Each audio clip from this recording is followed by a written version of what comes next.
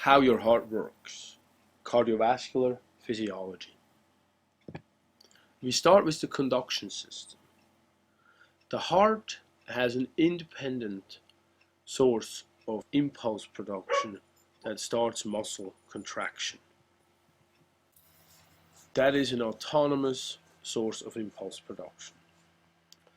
The place where that impulse starts is called the pacemaker, and that's right up here in the sinoatrial area.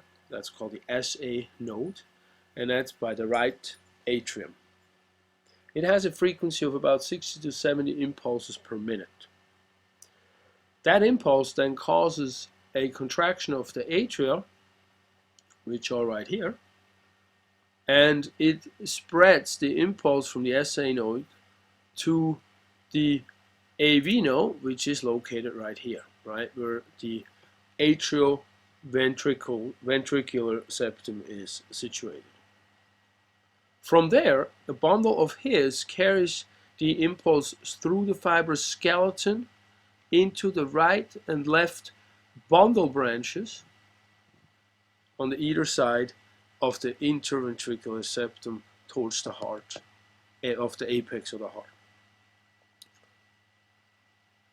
We have Purkinje fibers, and they then distribute the impulse over the entire ventricular myocardium, the heart muscle.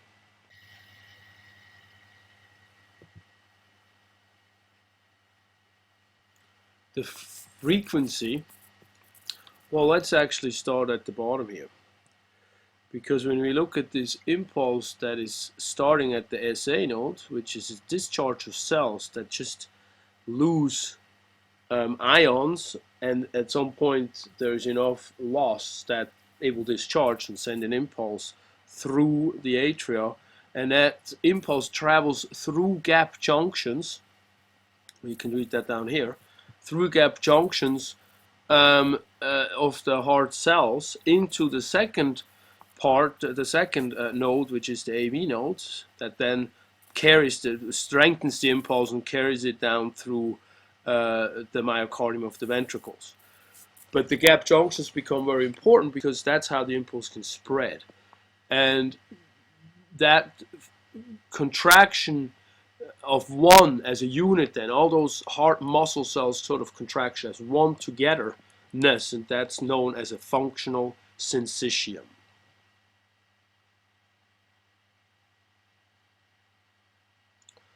The SA node starting, we're right here right now, the SA node starting and then the impulse traveling to the AV node, it contracts the atria slightly before the ventricles. And so when you have a heart contraction, the top contracts a little bit and then the bottom contracts strongly, and so you can see that. And that's because of the SA node and the AV node then strengthening the impulse traveling into the ventricles. On our next slide, we're going to see more of that, the atrial contraction and then the ventricular contraction. The frequency and force of the contraction is intrinsic to the heart, but it can be influenced. Intrinsic means the heart produces it on its own, but it can be influenced by the autonomic nervous system, which we'll talk about later, which is the part of the nervous system that makes you function, but you don't even think about it because it just happens unconsciously. So the autonomic or the automatic nervous system in the brain has cells that help influence the muscle force of the contraction and also the frequency. When we now go to the electrocardiogram, what that is, it's a way to measure the heart's electrical impulse. So we measure the spread of that impulse that makes the heart contract.